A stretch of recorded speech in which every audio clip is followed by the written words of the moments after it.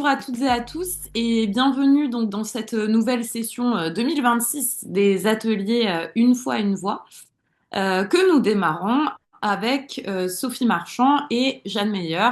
Bonjour Sophie et Jeanne. Bonjour. Bonjour. Donc, je vais vous présenter rapidement. Sophie, tu es journaliste. Tu l'as été pendant 10 ans à Radio Nova et tu as également écrit des documentaires, notamment pour Louis Média et Arte Radio. Tu pilotes aujourd'hui la rédaction d'Urbania France. Ouais. Quant à toi, Jeanne, tu réalises des documentaires et des fictions et tu collabores régulièrement pour les émissions Les Pieds sur Terre sur France Culture et Affaires sensibles sur France Inter. Et je signale également que ton dernier documentaire Dreams est disponible sur la plateforme de France Télévisions. Tout à fait. Donc merci à toutes les deux d'être là aujourd'hui. Nous avons souhaité, en fait, pour démarrer un petit peu ce cycle d'ateliers, d'aborder directement le thème de notre concours qui porte cette année sur virilité et qui a soulevé beaucoup de questions de la part des participantes et participants. Il sera question donc tout au long de cet atelier de notamment trouver un angle, trouver des idées pour répondre à ce thème. Et la première question du coup que j'ai envie de vous poser, c'est une question qui était assez récurrente chez les inscrits et inscrits pour le concours de cette année. Est-ce que on peut parler de virilité et peut-être comment aborder le sujet de la virilité quand on est une fille et qu'on souhaite participer au concours? C'est marrant parce que je pense qu'on a été un peu surprise, enfin pas ni en bien ni en mal, mais surprise de se dire que cette question existait. En même temps, c'est très intéressant de se dire qu'elle existe. Ça dit déjà beaucoup de choses, je crois. Alors, la réponse la plus simple, c'est de dire, bah oui, on peut carrément en parler. Et quand on est une fille, une femme, pour un tas de raisons. Je sais pas comment tu l'as. Je pense qu'en fait, tout au long de la petite préparation de ce qu'on a préparé, Ouais. on va répondre à cette question. Mais en tout cas, pour répondre déjà, oui, pour nous, on peut être légitime à parler de virilité de plein de façons, et même quand on est une femme. Donc, si ça vous va, on commence et Ouais. puis on y répondra en cours Ouais. de. Une petite chose qu'on peut peut-être préciser, c'est que donc on est journaliste chacune, enfin moi je suis journaliste, elle est documentariste, on n'a pas forcément l'habitude de travailler en grand groupe, c'est un travail un peu solitaire qu'on fait et donc ça veut dire aussi on s'est un peu posé la question de vous, de votre côté, enfin vous qui êtes de l'autre côté de l'écran, on imagine que certains d'entre vous avaient l'habitude de travailler dans des groupes, à l'école, en classe. Et donc, on a essayé de vous présenter peut-être les différentes méthodes qui pouvaient exister pour travailler à plusieurs sur un même sujet. Mais bon, on n'est pas prof, donc c'est des suggestions qu'on vous fait et après, c'est à vous de voir. Donc, bon, la première méthodologie, c'était de tout faire en groupe. Oui. Ça, on ne sait pas trop comment faire, mais voilà. Mais après, on a défini plusieurs choses. Alors, il y a la possibilité que chacun et chacune dans la classe, là, on parle vraiment pour trouver enfin, travailler le thème, le sujet et l'angle. Parce que ça, c'est ça qu'on fait en fait Oui. de façon individuelle dans notre travail. Après, parfois, on travaille en collectif, mais pour ce truc de trouver l'angle, ça, c'est vrai que ça se fait souvent seul. Donc chacun Mm. pourrait travailler individuellement ou en tout petit groupe. Et puis ensuite en classe, chacun présente et puis soit vous débattez, vous votez. On pourrait même imaginer tirer au sort pour choisir sur quel angle commun la classe travaillera. Ensuite, on s'était dit aussi que s'il y a vraiment différentes envies qui se Mm. dessinent pendant ce travail-là et qu'on n'arrive pas à choisir, en fait, vous pouvez proposer plusieurs podcasts, mais plus courts. Et on a été jury il y a 2 ans avec Sophie et on avait beaucoup aimé les formats plus resserrés, en fait, plutôt que de faire 15 minutes tout le monde en classe, enfin, Mm. toute la classe entière, peut-être imaginer de faire plusieurs épisodes de 2 minutes. Ouais. Nous, pour le jury, c'était souvent des choses de très bonne qualité, donc on vous conseille ça. Et puis la dernière idée, c'était de se distribuer les rôles. Je ne sais pas si ça pourrait marcher comme ça, mais imaginez que tout le monde dans la classe participe pas de la même façon au podcast. Donc il y aurait par exemple 5 personnes qui définissent le sujet et l'angle, et puis ensuite un autre groupe qui va faire les interviews, un autre groupe qui va faire l'habillage sonore, un autre groupe qui va faire le montage. Donc vraiment, voilà, découper le travail. Voilà. Ouais. Et ça, c'est peut-être la partie qui correspond aussi le plus à la réalité de nos métiers, parce que nous, on est journalistes et documentaristes, mais on travaille aussi ensuite, dans un deuxième temps, avec des personnes qui nous aident à mettre en son les choses. Donc voilà, une fois qu'on a dit ça, c'est juste pour vous expliquer que ce qu'on va là décrire comme processus de travail et de réflexion, c'est des processus individuels et on sait que ça s'applique à notre pratique, à notre métier, mais on imagine bien que quand on est dans un groupe, eh ben, il faut parfois discuter davantage, il faut parfois voter, il faut parfois collaborer plus que ce que nous, on va vous décrire. Mais en tout cas, voilà, c'était aussi une des questions, je crois, qui apparaissait sur comment on peut choisir un thème collectivement. Bah, voilà, on vous a un peu dit nos méthodes, notre méthodologie selon nous. Mais voilà, et ensuite on avait envie d'aller un peu plus loin et de comprendre un peu plus comment nous, enfin vous expliquer un peu plus comment nous on procède dans notre boulot en général. Ouais. Ouais, c'est Euh, très intéressant parce que d'autant plus qu'on a en effet beaucoup de classes là, ben, vous parmi les participantes et les participants, peut-être les professeurs qui nous écoutaient, c'est vrai que c'est une question qu'on a souvent et puis on a autant des groupes qui participent, qui sont nombreux, enfin avec voilà 30 élèves et qui choisissent de faire soit plusieurs podcasts, soit en effet de se répartir les rôles, les deux fonctionnent. Ouais, et les deux, je pense, sont épanouissants aussi de se dire, se trouver un rôle dans le podcast et se dire qu'en fait, qu'on aime bien faire du montage, on aime bien faire de la prise de son, on aime bien faire de la voix. Ben voilà, c'est aussi une chose qu'on aimerait bien que dans cet atelier-là, à la fois, on comprenne le thème, mais on comprenne aussi comment on aime aborder un thème, par quel biais on aime l'aborder. Voilà. Pour commencer donc notre méthodologie, on s'est dit que ce qu'on faisait, en fait, alors nous on le fait plutôt dans notre tête, mais vous en classe ou individuellement, vous pouvez le faire au tableau ou sur une feuille, c'est de faire une sorte de nuage de mots, c'est-à-dire donner un peu les premières choses qui me viennent à l'esprit quand on dit virilité. Donc voilà, par exemple, Sophie, si je te dis virilité, est-ce qu'il y a des trucs qui te viennent comme ça du tac au tac? C'est-à-dire que c'est des choses, ça peut être bête, ça peut être des choses qu'on n'utilisera pas du tout, mais déjà commencer par défricher. Ben moi, j'ai vraiment, quand j'ai vu et lu le thème, pour moi, il y a les masculinités, ça parle d'hommes, ça parle des rapports entre les hommes et les femmes, ça parle de masculinité hégémonique, de masculinisme. Toi, ça t'invite quoi comme type de truc? Bah, un peu la même chose, moi ça m'a évoqué en fait la notion de stéréotype, enfin, le fait de tous les stéréotypes qu'on lie à la virilité, donc la force, parce que j'avais noté les poils, la grosse voix, l'honneur, voilà des choses, ne pas montrer ses émotions, enfin un peu des clichés. Et, euh, et justement, c'était demandé, ensuite ça c'est les premières idées. Ouais, c'est les premières idées, typiquement, on les a, c'est pour se dire, OK, qu'est-ce que c'est que ce thème-là? Comment est-ce que je peux juste vraiment essayer de faire venir des choses sans tout de suite me dire, ouh là là, il faut que je trouve tout de suite un thème. Enfin, c'est un travail un peu progressif. Il faut d'abord accueillir d'autres choses. Et donc, parmi les choses qu'on peut accueillir, c'est vraiment les choses, voilà, du tac au tac.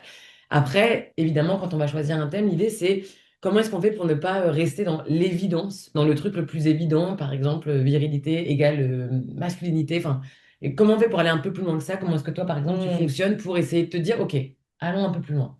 Ouais, au début, enfin, d'abord, j'ai pensé en fait, à chercher le contraire. Donc, si on pense virilité égale homme, bah, penser, en fait, femme. C'est-à-dire, justement, enfin, se placer du côté des femmes, essayer de voir, par exemple, si on parle des stéréotypes, quel est l'impact de ces stéréotypes sur les femmes.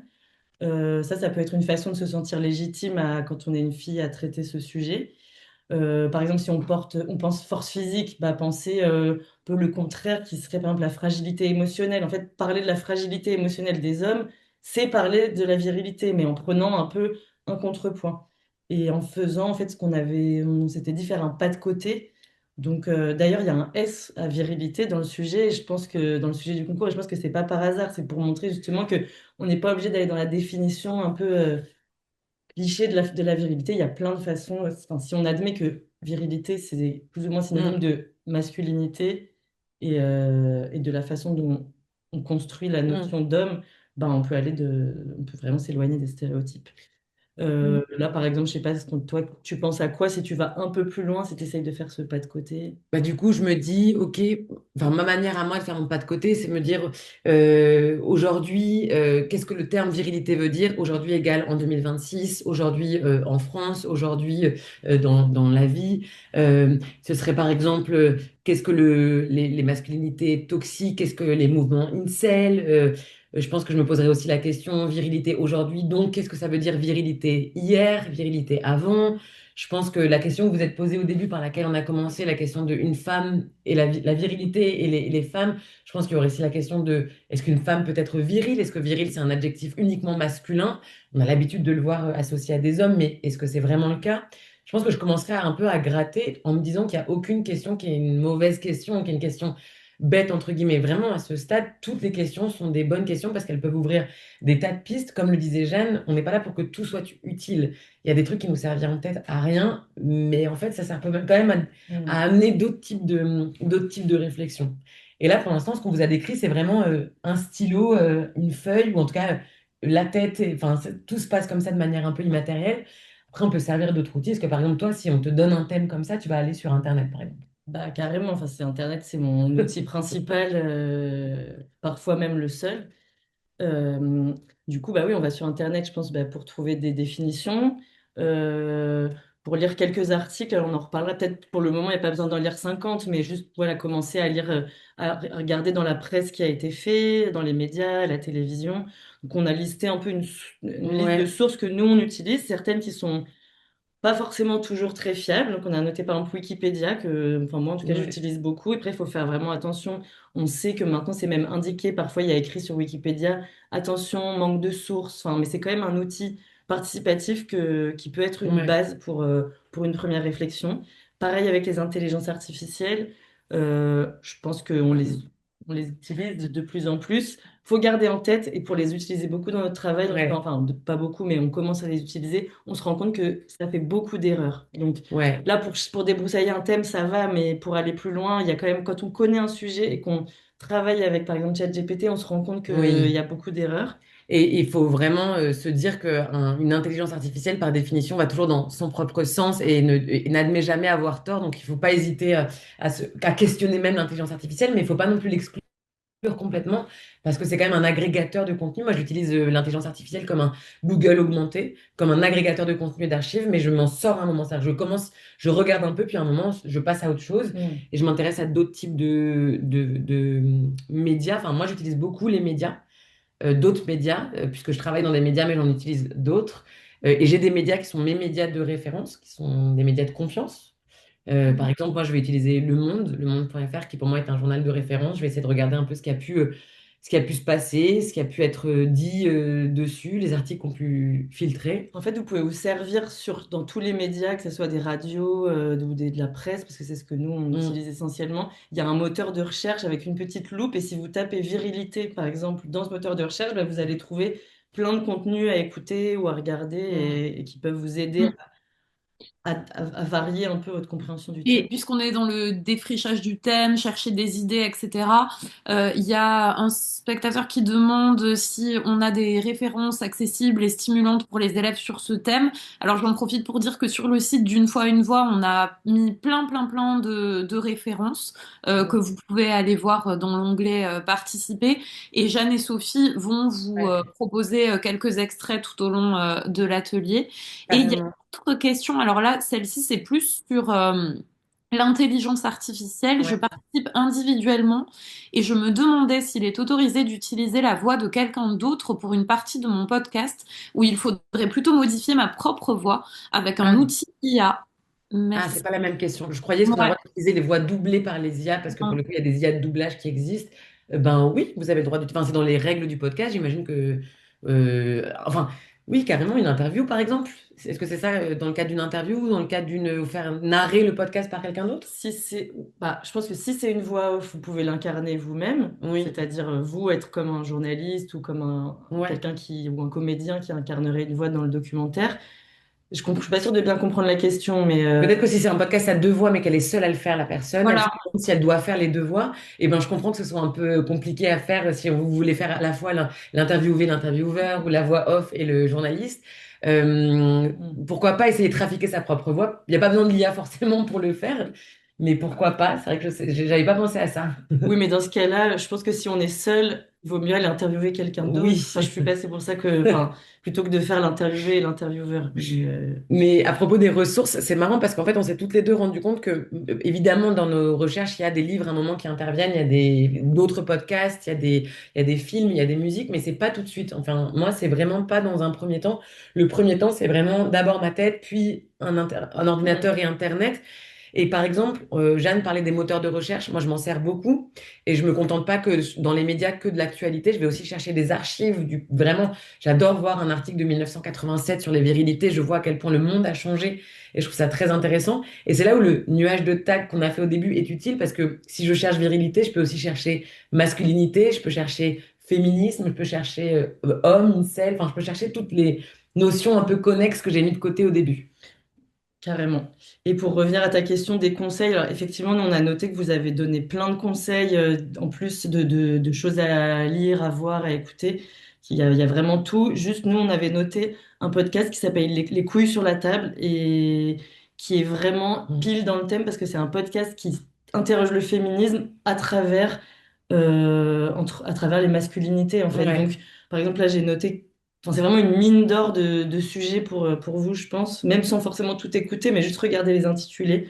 Par exemple, j'avais noté au hasard l'instinct paternel, la virilité dans le rap, les supporters de foot, les violences conjugales, les masculinités dans la culture asiatique. Donc ça, c'est des émissions entières qui ont été dédiées à ces sujets et je pense que ça peut vous donner vraiment plein d'idées. Ouais. Après, on avait noté d'autres choses aussi, nous qui nous étaient venus comme ça quand on parle de Ouais, virilité. il y a pas, enfin, c'est-à-dire que le podcast se nourrit pas que de podcasts, le podcast se nourrit aussi de plein d'autres formes de culture. Et par exemple, on a pensé à des séries, à Sex Education, on a pensé à des films.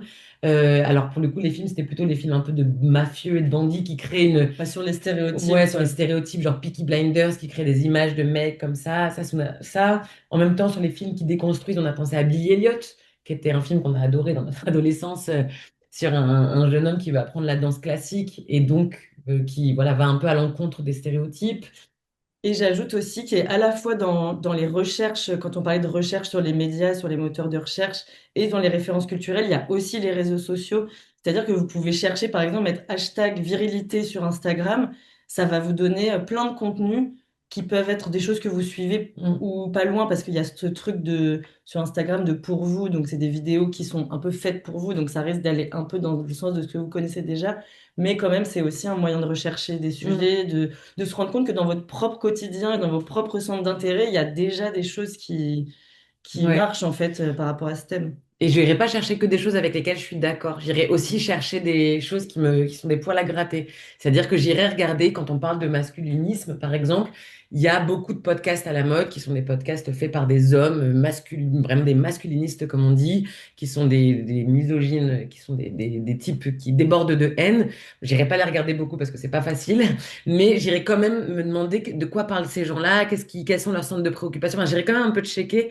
J'irai pas simplement me renseigner sur des choses que j'ai l'impression de connaître déjà. J'irai un peu, voilà, sur la virilité en tout cas, j'irai un peu gratter en me disant, ok, faire un espèce de tableau un peu large de ce qui existe. Enfin, on pourra jamais être exhaustif, mais, Mm.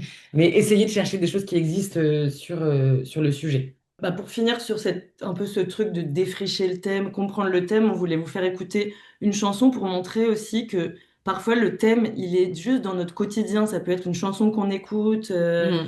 un truc comme on disait, quelque chose qu'on voit sur les réseaux sociaux, qu'en fait, il y a pas. Enfin, c'est bien d'aller chercher dans les médias et tout, mais regardez aussi autour de vous. Donc, par exemple, on Paraît que va je suis écouter forte comme Ce un morceau. garçon, que je me bagarre comme un garçon, que j'ai l'air manquée comme un garçon. On dit que j'en ai dans le pantalon, mais moi je suis forte comme une fille. Je sais me battre comme une fille, j'ai la tête haute comme les autres filles.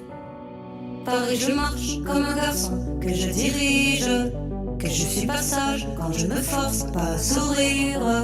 Mais on m'écoute pas comme une fille, on me reluque comme une fille, on m'explique tout, on m'explique même le mansplaining.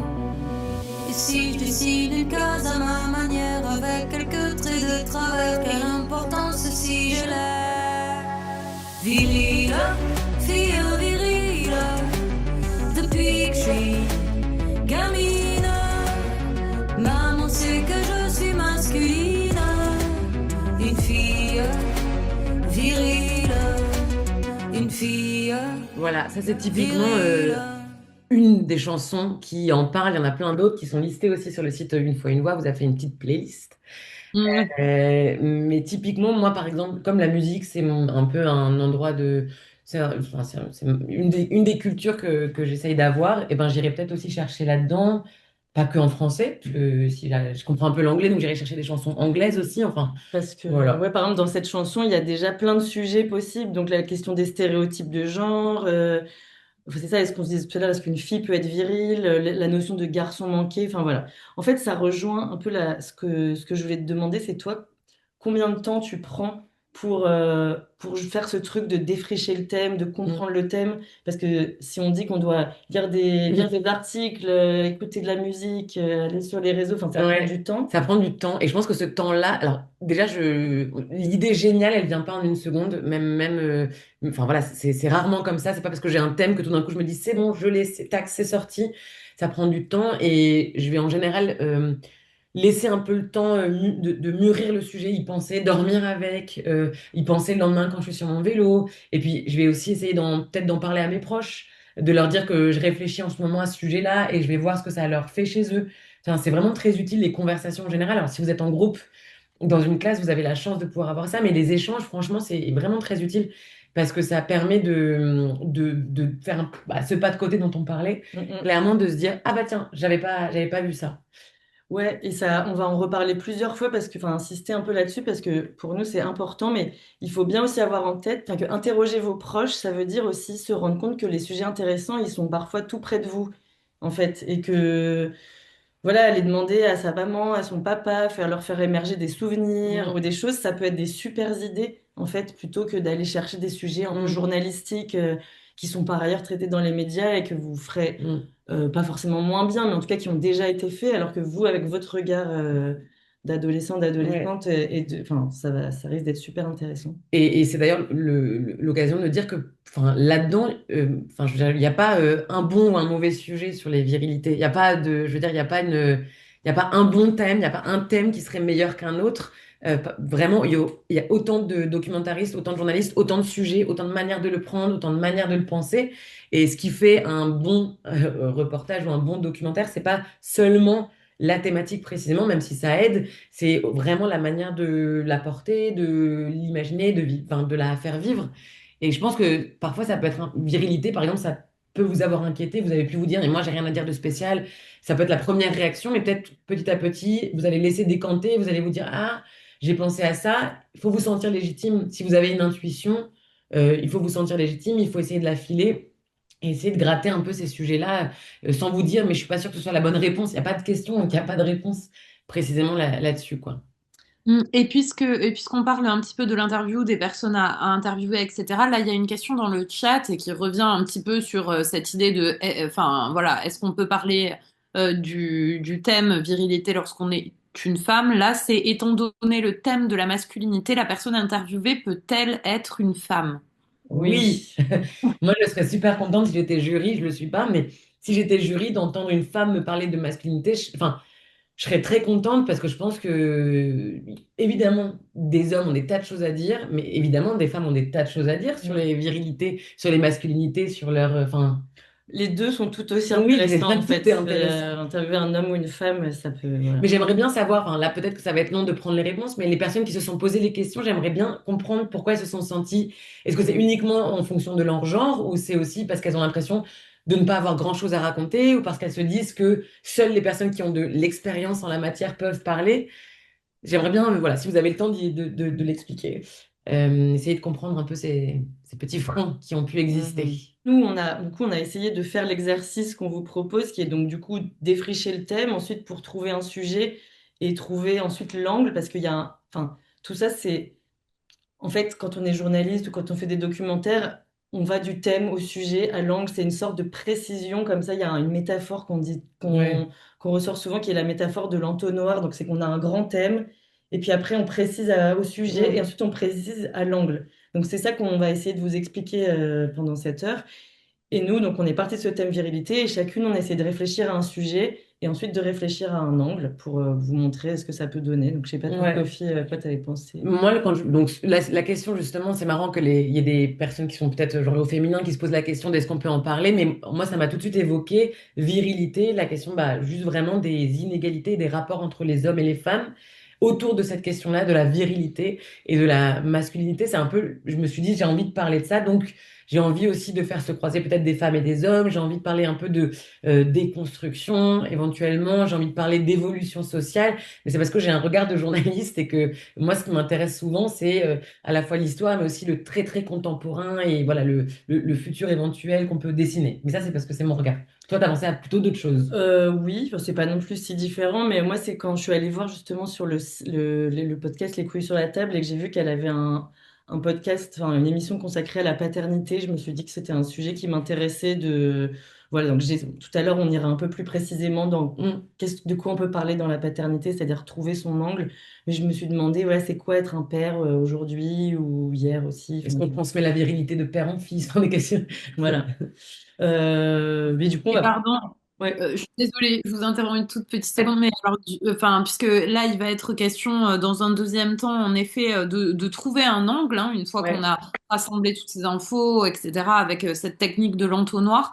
Et il y a une question ben, qui vient un petit peu ouvrir cette deuxième partie, qui est, y a-t-il une attente concernant le degré de précision de l'angle choisi? Par exemple, peut-on choisir un angle très spécifique pour créer le podcast, ou bien faut-il rester assez général? Et je pense Bon, que c'est exactement ce dont vous allez parler. C'est ce dont on va parler pour répondre tout de suite, mais peut-être tu seras pas d'accord parce que ça, ouais. on n'avait pas préparé cette Ouais. réponse, mais je dirais que oui, on peut et que c'est même, Ah alors ouais. dans le cadre d'un concours stratégique et dans le Ouais. cadre d'un métier de Ouais. documentariste intéressant, enfin en Oui. fait, d'être super général dans le cadre du concours, bah, quand on a été jury, qu'on a reçu des choses Mm. très générales qui veulent parler de tout à la fois, c'est compliqué et d'ailleurs, même en tant que Oui. documentariste, personne fait ça, on peut pas tout dire, donc avoir un angle spécifique et même très spécifique Mm. ça permet d'apporter Ouais. une réflexion nouvelle et du coup, oui, c'est souvent un bon angle. Surtout, vous pouvez vous dire que quand on participe à un concours, on est donc avec d'autres personnes. Donc, il y a d'autres personnes qui ont eu d'autres idées. Et je pense que le but n'est pas de faire une encyclopédie du podcast, une encyclopédie sur la thématique. L'idée n'est pas de faire une somme ou un exposé même, à proprement parler. Le principe du podcast, et c'est ça qui fait que je l'aime tant, ce médium, c'est justement d'être subjectif.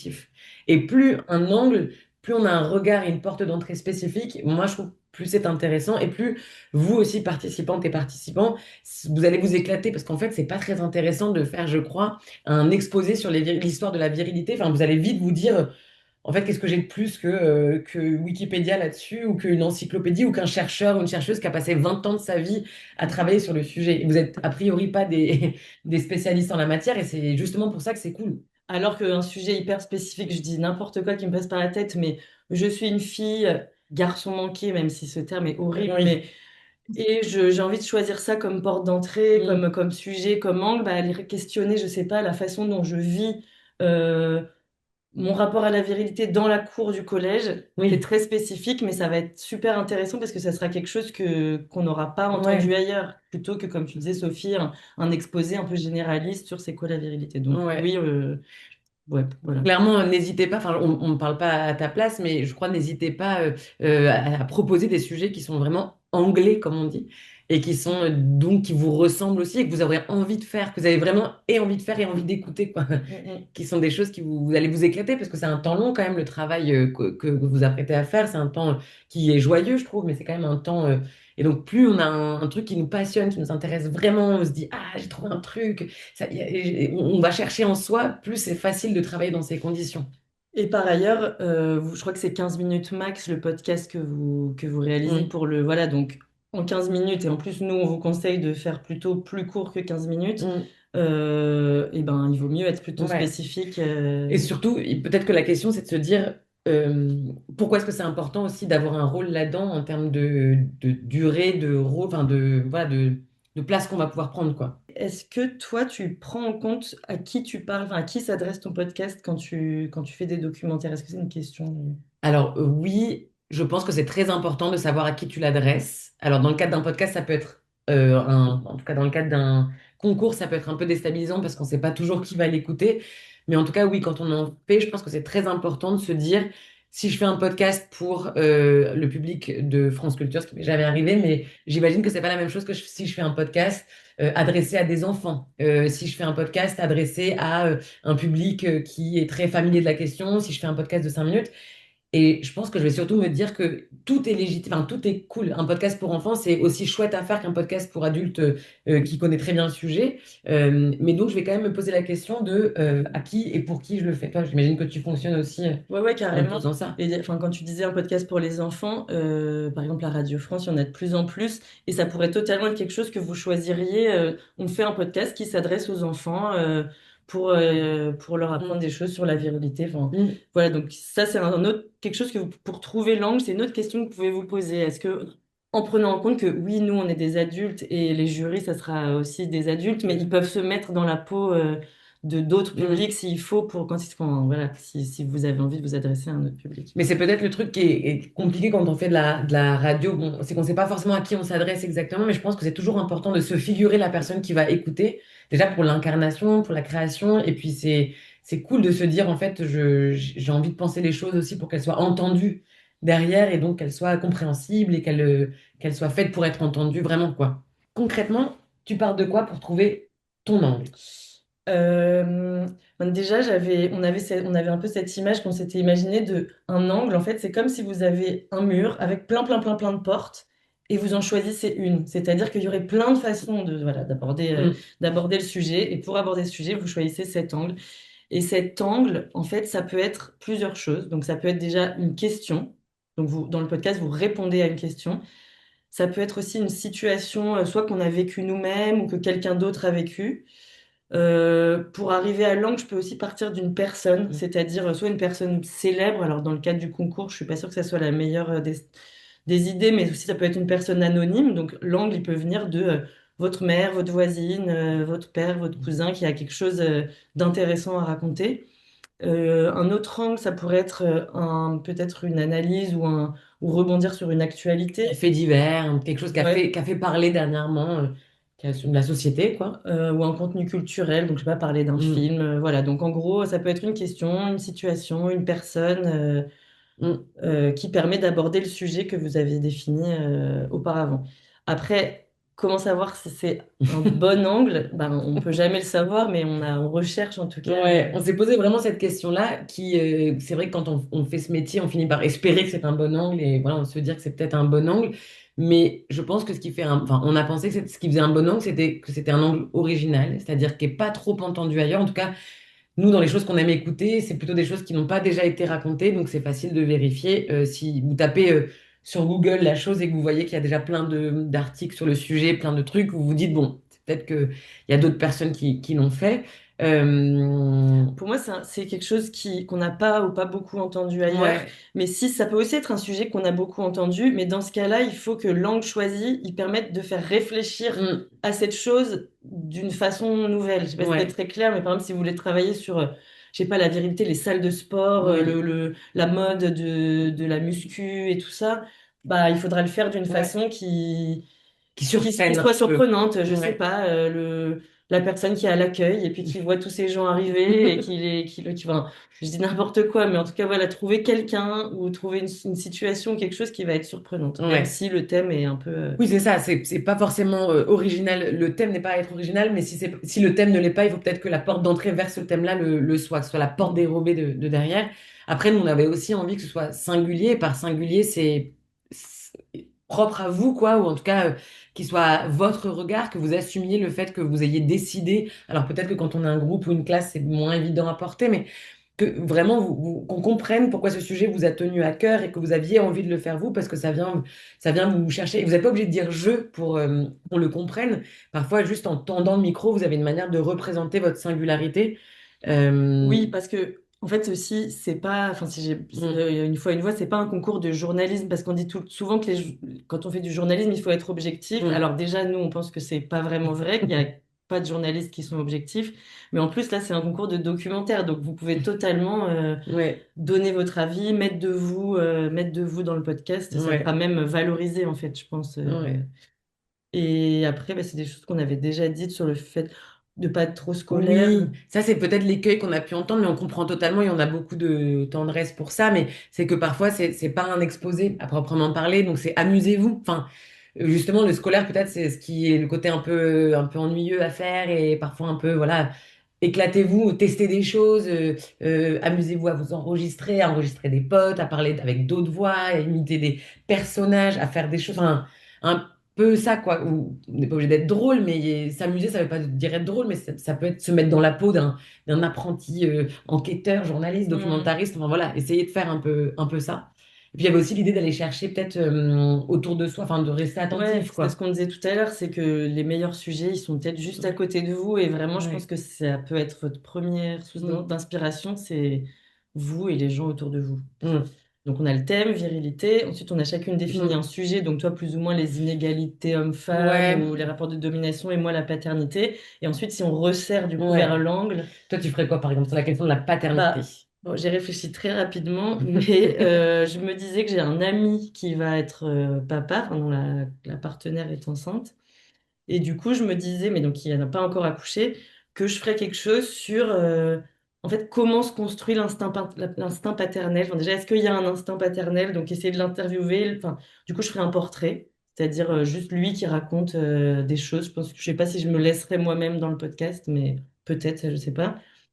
Et je l'interrogerais sur la première échographie, la place qu'il laisse à ses émotions, est-ce qu'il vit beaucoup d'émotions? Parce qu'on sait que les femmes enceintes, elles ont beaucoup d'émotions, mais les papas aussi.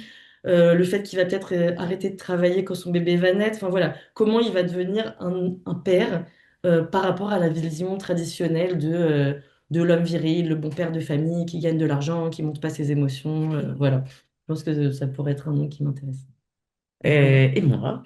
Et moi, donc, je partirais peut-être plutôt d'une actualité que j'ai découverte, c'est l'ouverture de centres un peu de rééducation des masculinités en Espagne. En fait, c'est des hommes qui veulent désapprendre à être des machos et donc vont dans des centres. Et ça a ouvert à Barcelone et ça pose un peu question de est-ce que ça peut ouvrir aussi dans le reste de l'Europe? Et c'est des endroits, en fait, c'est des hommes volontairement qui viennent essayer d'apprendre d'être des hommes plus égalitaires et notamment quand leur partenaire est enceinte où ils ont envie d'apprendre à pouvoir devancer les endroits où ils manqueraient de vision sur leur propre masculinisme. Et donc, ils vont apprendre ça. Et en fait, je partirais de cette question-là en me disant pourquoi on en est arrivé à devoir ouvrir des centres pour pouvoir que les hommes puissent se déconstruire. Est-ce que ça veut dire que la société a échoué à promouvoir une égalité toute simple? J'irais me poser la question de comment les hommes le vivent, où est-ce qu'ils se situent par rapport à ça. J'irais questionner ces hommes-là sur la notion de virilité aussi. Est-ce que pour eux, être viril, c'est quelque chose dont ils veulent se débarrasser ou est-ce que c'est une virilité qu'ils veulent réinventer comme étant une virilité qui assume ses émotions, une virilité égalitaire avec les femmes? Enfin voilà, je pense que j'essaierai un peu d'aller chercher de ce côté-là. Un peu plus sur une enquête. Si j'avais plein d'argent, j'irais faire une enquête de terrain à Barcelone et j'irais suivre et je questionnerais aussi la question de la virilité en Espagne par rapport à la virilité en France. Enfin, voilà. Mais ça, c'est si on a plein d'argent et c'est pas toujours le cas. Ça me fait penser enfin, sur la faisabilité de vous, ce que vous pouvez faire. Donc là, effectivement, c'est peut-être un peu compliqué. Et en même temps, je me dis que quelque chose qu'on n'a pas trop vu quand on était jury, c'est, par exemple, il y a des groupes qui auraient pu traiter ce genre de sujet, mais qui l'auraient fait sur ce mode exposé qu'on disait tout à l'heure. Donc, ils auraient raconté, en fait, ces centres. Mm. En fait, on peut aussi faire des interviews à distance. Oui, Ça se fait de faire des interviews même en sonore, par Skype ouais, ou carrément. voilà, et vous enregistrez le son et vous intégrez ensuite des extraits. Et puis, par exemple, si j'avais pas eu les moyens, j'aurais pu aussi, moi, faire. C'est-à-dire que cette info-là, je l'ai pas découverte à Barcelone, je l'ai découverte sur Internet. Donc, je pourrais mettre en scène le fait que j'étais en train de me balader sur Internet. J'ai vu qu'il y avait un centre comme ça qui avait ouvert. Si je devais incarner le podcast, ça m'a posé question. Je me suis demandé dans quel monde on vivait pour que on en soit arrivé là. Est-ce que c'était une bonne, une mauvaise nouvelle? Et donc, j'ai décidé d'aller enquêter. On peut enquêter aussi à distance. Effectivement, je pourrais faire une interview avec quelqu'un en Espagne grâce à Zoom et je pourrais intégrer le son, je pourrais un peu varier les formes et les formats. Et j'essaierai peut-être de faire quelque chose comme ça. On est une époque formidable pour ça. Plus que jamais, on peut enregistrer des choses avec d'autres, pas que avec un super micro, même si c'est chouette quand on peut, mais on peut faire les choses autrement, quoi. Tu pourrais aller demander dans la rue aux Ouais, hommes en micro-trottoir si ça leur plairait d'aller dans un truc ouais, comme ça, à tes proches. ouais, ouais, Même sur un sujet un peu journalistique, vous avez quand même ouais, la possibilité de faire quelque chose d'un peu, d'un ouais. peu qui vous ressemble. Et qui mélange aussi les matières. Là, par exemple, il y a eu aussi une différence que vous avez pu entendre, c'est que typiquement, Jeanne, elle a envisagé de ne pas incarner le podcast et de ne pas être présente et que ce soit juste une interview.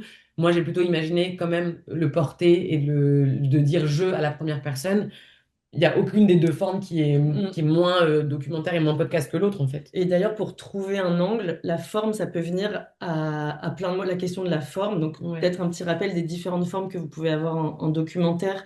Mais rapidement, on avait pensé des interviews, des portraits, témoignages, donc quelqu'un qui raconte, c'est-à-dire la personne qu'on interviewe. Ouais, une interview, on sent, l'interview, c'est vraiment bonjour Jeanne, comment ça va? Ça va et toi? Le portrait, c'est je suis plus là et c'est Jeanne qui parle toute seule et grâce au montage, elle est seule. Voilà. Donc, interview, portrait. Ensuite, il peut y avoir du reportage. Il peut y avoir ce qu'on appelle docu-fiction, donc des petits moments un peu mis en scène, fictionnalisés. Est-ce qu'il y a une voix off? Est-ce qu'on parle à la première personne? Enfin, toutes ces questions de la forme, on peut se les poser à plein de moments. Par exemple, on en parlait. Moi, souvent, je parle limite d'abord de la forme, avant, enfin, d'une envie formelle. Donc, c'est un truc qui se fait un peu dans le même temps que la question de l'angle. Par exemple, si vous pensez que si vous avez quelqu'un, qu'encore une fois, votre mère, votre père, votre voisine, qui est super intéressant, qui aura un truc, bah, c'est ça qui va vous amener à trouver l'angle. Donc ça, c'est un peu à définir en fonction, enfin, ça va se faire naturellement au Oui. fil de vos échanges, en fait, en classe ou avec les personnes avec qui vous en parlerez. Et à propos de la forme, il y a aussi la question, ça va avec la question de la durée. Oui. Jeanne vous en a parlé au début, mais vraiment, nous, on adore les formes courtes. Il y a vraiment dans mes souvenirs, enfin, on adore en tant qu'auditrice, mais on a vraiment dans nos souvenirs des formes courtes qui sont des très belles formes de documentaire. Et quand on dit courte, c'est court. On peut vous faire écouter, si vous voulez, un podcast. Peut-être que tu peux présenter, Ouais. Jeanne. Par exemple, sur Arte Radio, qui est donc une plateforme de podcast, il y a pas mal de formats assez courts. Donc, il y a ce documentaire qui s'appelle Cracopolis. Donc, c'est un jeune homme qui raconte son addiction au crack. Et c'est 15 épisodes de 2 minutes. Donc, 2 minutes, c'est vraiment très court et pourtant, c'est assez percutant. Fume pas, t'as rien à faire ici, qu'est-ce que tu fais là, pourquoi tu fumes? Ouais. Si tu fumes du crack, t'es mal vu. Très paradoxal, mais voilà. Il y a des mecs qui naviguent. Mais la toxicomanie, ça a une image chez les dealers. C'est un truc super méprisé. Dans les gens qui vendent du crack, il y en a avec qui j'étais à l'école. Il y a des mecs qui m'ont attrapé dans des coins et qui m'ont menacé de me casser la gueule si j'arrêtais pas. Il y a des dealers qui m'ont dit régulièrement arrête, mais qui continuent à m'en vendre. Ça entraîne un truc un peu de respect et d'admiration quand ils savent que t'es pas complètement dedans et que en même temps t'arrives à garder ta logique.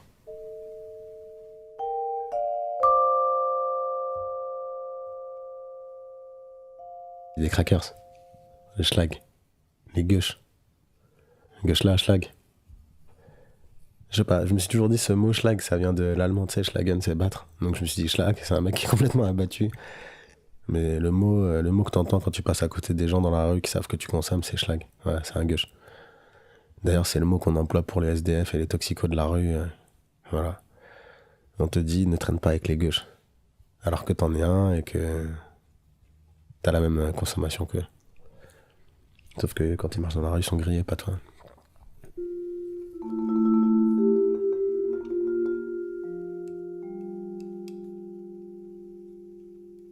Soit tu deals, soit tu consommes, soit t'es un intermédiaire de bas étage. Si tu consommes, tu deals mal.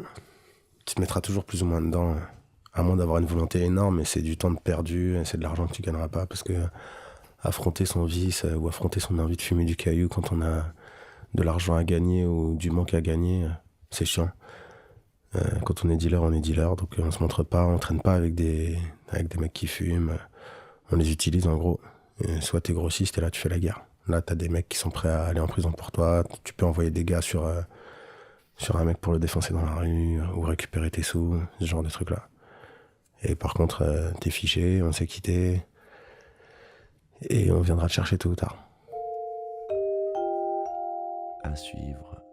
Voilà, 2 minutes intenses. Ça n'a pas trop de rapport avec la virilité, mais c'était pour vous montrer que un format court, c'est long en fait, et que il y a beaucoup de choses qui peuvent se dire. Et puis, Il y a de la musique, on attend d'y mettre de la musique, de la construction, des choses comme ça. Et d'ailleurs, ben, en fait, ça revient plusieurs fois dans les questions. Je sens qu'il y a des participants là qui se posent la question de si j'ai un podcast très court, 2 minutes, est-ce que je peux l'agréger à un autre podcast pour en faire un plus long, etc. Euh, Comme vous ont dit Jeanne et Sophie, c'est vraiment pas grave si vous avez des formes très courtes, même 2 minutes. Parce que si vous les superposez les uns aux autres, même dans le cas où on est en groupe, on risque de perdre ensuite son angle. Donc, Ça peut c'est être, si vous partez de quelque chose que vous avez déjà enregistré, par exemple, moi, ça m'est souvent arrivé dans ma vie d'enregistrer ma grand-mère en me disant, je sais pas, on sait jamais, etc. Si vous partez de ça en vous disant, ça suffit pas, je veux partir de ça pour faire autre chose, c'est possible. Mais si l'interview des 2 minutes de ma grand-mère qui me dit une punchline incroyable ou je sais pas, suffit, bah, je vais plutôt m'amuser à l'habiller, je vais plutôt m'amuser à trouver un peu de son, je vais plutôt m'amuser à jouer avec cette parole-là en me disant qu'elle est suffisante en soi et que ces 2 minutes de shots de grand-mère sont assez forts pour se justifier en soi, quoi. Ouais. Je pense que si vous avez des formats courts au sein d'une classe où il y a plusieurs podcasts, il vaut mieux les envoyer séparément plutôt que les uns à la suite des autres, sauf si vous précisez que, enfin, sauf si on comprend que c'est bien des épisodes Mm. distincts les uns des autres, mais d'agréger plusieurs choses, enfin, Oui, il faut ça pas que ce soit dépend, quoi. artificiel, quoi, comme agrégat, mais après, parfois, effectivement, on a des trucs en stock qu'on a depuis longtemps, puis on se dit, j'ai envie de l'utiliser, mais j'ai envie de rajouter des choses, ça peut aussi exister, quoi. Réfléchissez aussi à faites-vous confiance à l'instinct, je dirais, quand vous faites quelque chose et que vous le réécoutez. Moi, je sens que parfois j'ai fait des choses qui n'étaient pas top et c'est pas parce que je manque de confiance en moi ou quoi, mais il y a des moments où j'écoute et je me dis ah ouais, c'est pas, et il y a d'autres moments où je me dis ah c'est bien, ça marche bien, ça fonctionne bien et on peut se faire confiance aussi là-dessus quoi, à sa propre oreille. Et puis, il y a aussi la question de qu'est-ce qu'on a envie de faire, parce qu'il faut que ça soit un plaisir, enfin, surtout là, quand c'est pas un travail. Mm. Déjà, on a de la chance de faire un travail qui nous apporte aussi du plaisir, mais là, enfin, donc pensez à qu'est-ce que vous avez envie de faire. Si vous avez Mm. envie de poser votre voix, de dire je, de parler, ben, faites-le. Enfin, Mm. et si vous n'avez pas du tout envie, que vous avez envie de laisser la parole à quelqu'un, enfin voilà, écoutez aussi, pas forcément ce que vous savez faire, mais ce que vous avez envie d'apprendre à faire, et ce que vous avez envie Mm. de Mm. travailler. Ouais. Et il y a une autre question, j'en profite pour répondre rapidement, puisqu'on est dans des histoires de temps, etc. 15 minutes, c'est en effet le temps maximum et il n'y a pas de durée minimum voilà, dans le cadre du concours. Donc vous pouvez très bien faire voilà, un petit podcast d'1 minute qui peut raconter plein de choses. Il y a une professeure qui nous dit, ayant inscrit mon groupe à ce concours dans le cadre de l'Alliance française de Tunis, mon groupe de jeunes peut-il interviewer des personnes qui ne parlent pas français? Et si oui, faut-il systématiquement intégrer une traduction superposée à la voix? Euh, Si vous voulez qu'on comprenne, oui. Oui, je pense que ça dépend des moments dans le podcast. Ouais. Si le contenu est Ouais. vraiment important, oui. Et là, pour le coup, moi, j'ai un conseil. Enfin, en tout cas, c'est du goût personnel. Mais là, en ce moment, je travaille sur un sujet en lien avec la Grèce. Et j'écoute une émission qui s'appelle Là-bas si j'y suis, qui existe plus, qui était sur France Inter, qui était vraiment géniale. Et où, en fait, ils mettent pas une traduction par-dessus, comme dans les documentaires Arte, par exemple, où il y a quelqu'un qui parle en allemand et puis par-dessus, il y a quelqu'un qui parle en français. Ils interrogent la personne en grec. Il laisse la réponse en Mm. grec. Et ensuite, il y a quelqu'un qui traduit, mais limite en direct, en fait, Mm. sur le moment, qui disent que... Et en fait, c'est beaucoup plus agréable d'entendre la langue. On comprend quelques mots parfois, et puis après, on a la traduction, plutôt que qu'écraser Ouais. la... Voilà. Parce que là, effectivement, l'habitude qu'on a en général sur la traduction en radio ou en podcast, c'est on fait partir 10 secondes de la langue et au bout de 10 secondes, on lance la traduction et on baisse la langue originale et on met la traduction à hauteur. Et ça, c'est vrai que, bah, notamment si vous faites un sujet précisément ou dont vous voulez parler voilà, ou d'autres choses que de culture française, ça vaut le coup de laisser de la place aussi aux intonations, de laisser la place à vraiment à l'autre langue et de la résumer, de la traduire. On peut s'amuser avec ça. Je veux dire, ce dont on vous parle là, c'est une habitude formelle, mais il faut inventer d'autres choses aussi, quoi. Donc, Et c'est-à-dire résumer, ça c'est, je pense que ça peut être une bonne solution, enfin comme ce qu'ils font, ce que je disais dans la base ouais, si j'y suis. Après ils traduisent pas mot pour mot oui, parce c'est que sinon ça. ça serait super long. Donc ils laissent la réponse en grec et puis après ils résument la réponse Mm. rapidement.